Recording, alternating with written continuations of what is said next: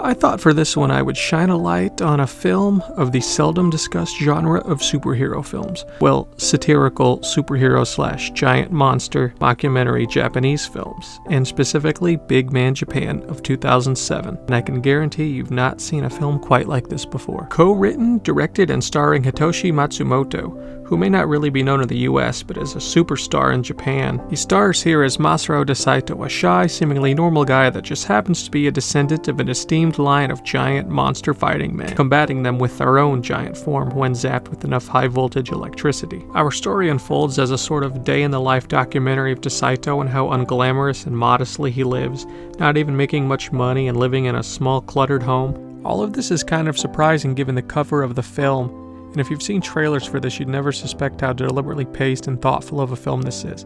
Now don't get me wrong, you will get the action and bizarre CG elements and comedy throughout.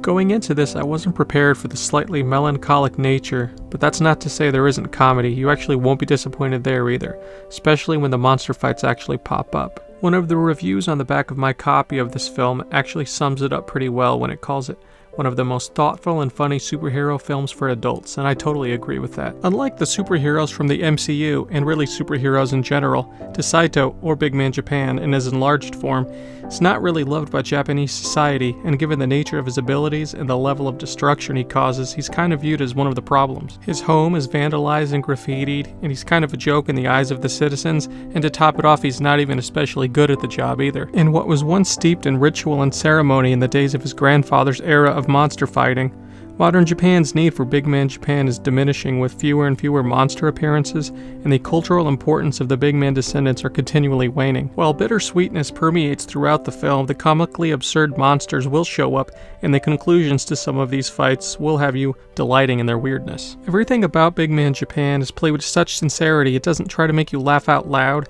and that helps lend its deadpan comedic charm, and you will find laughs in this mockumentary format. Nothing about this film follows the conventions of a superhero or kaiju film, and that certainly applies to the strange monsters de Saito faces, and it's never made clear where they come from or what they want even. And to add to the weirdness, when the monsters are killed, there's a light that shines down, seemingly taking them to the heavens. While the CG is extremely outdated by today's standards, I think it looks perfectly suited for this style of film. There are cool, strange fights taking place among a city built of miniatures, which are a pleasant nod to the Toho style of kaiju films of previous eras. As much as I love this film, I don't think it's really for everyone, and on the surface it looks like it's a pure comedy with monster fights, and it's not really that. The pacing is also quite deliberate, and much of the runtime is spent on the lonely and kind of sad life of de Saito. But I think it's these elements that help elevate this film to something much more than its genre. There's a depth and social commentary under the surface, and some of that may be apparent. You'll still enjoy this at face value and have fun with the monster fights,